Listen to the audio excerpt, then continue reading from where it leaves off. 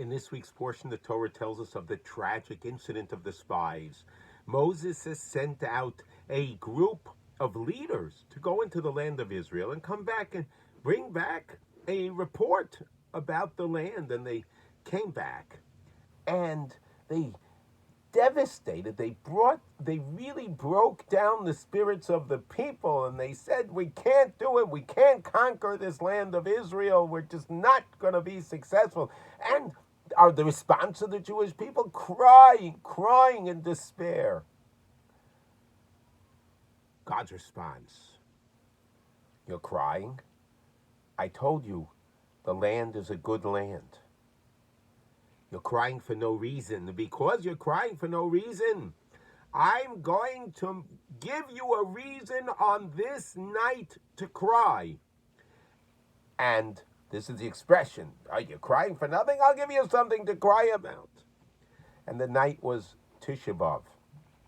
Tisha B'Av, we know, is the anniversary of the destruction of the first temple and the second temple. Hearing this, we would assume that the reason for the destruction of the temples and the reason for our exile was because of our lack of faith, and we believed the spies and we cried for no reason. But the Talmud tells us that the reason for the destruction of the temples, the first temple, was destroyed because there was idol worship, immorality, even murder. And therefore we were exiled from our land. Temple destroyed. Second temple was destroyed because of baseless hatred of one Jew to another. Those are the reasons given to us in the Talmud. Yet, when looking at the Torah and looking at the commentaries on the Torah, it seems that the reason why the temple was destroyed was because we cried for nothing. Rabbi Shimon Schwab answers beautifully.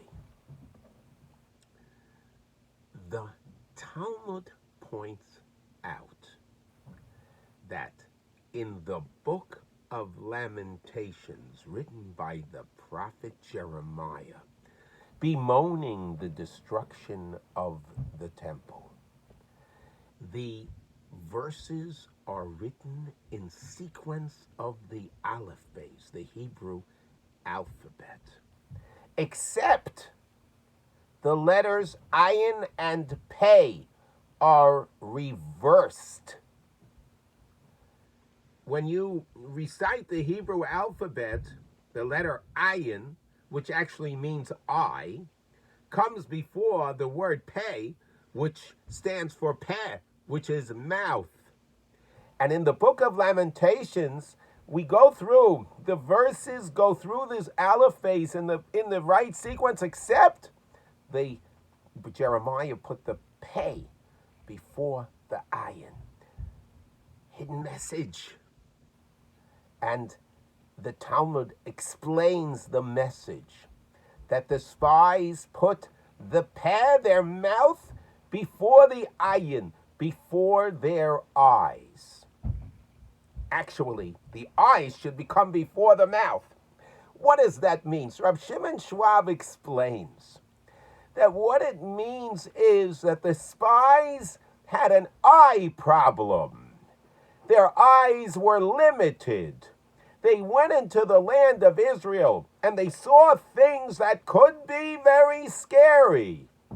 But what they missed was the sanctity, the holiness of the land. They didn't feel when they passed by the graves, Hebron, the graves of our forefathers, they didn't feel the sanctity. They didn't see it, so they didn't feel it. When they passed by Mount Moriah, the place of the sacrifice of Isaac and where the temples were going to be built, they didn't feel that elevation, that spiritual elevation. Their eyes saw, but not that which was inside. The eyes saw the outside. The eyes were deficient. So the pear came before the ayin. The mouth spoke negatively. What was the problem? They couldn't sense the spirituality of the land of Israel. They didn't sense its holiness. They saw what was outside and not what was within.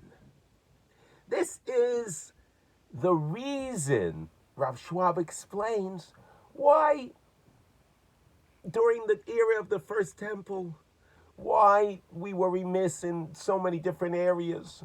And why at the time of the Second Temple we were remiss. Why? Because we did not appreciate the spirituality of the land. We saw the land but didn't realize the holiness that is within the land, the internal spirituality.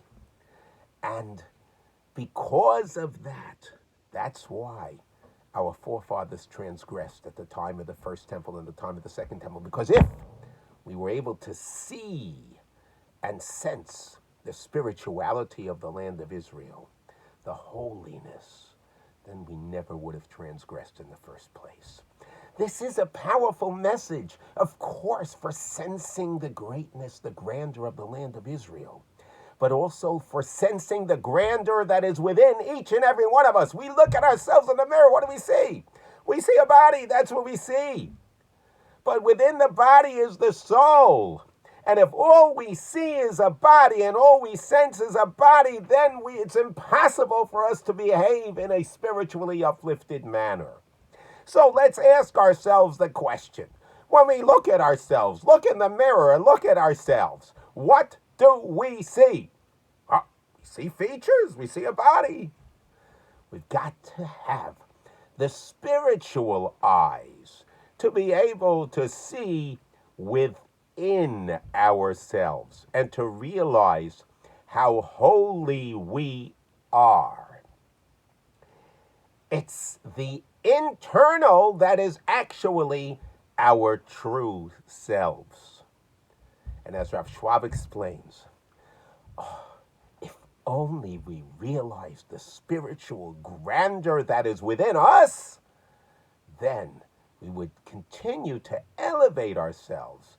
We would value ourselves in an amazing way and continue constantly to spiritually uplift ourselves. May Hashem bless us and give us good eyes, eyes that can see that which is real, the soul, the neshama within each and every one of us, so that we know our own spiritual strength. Have a fabulous Shabbos.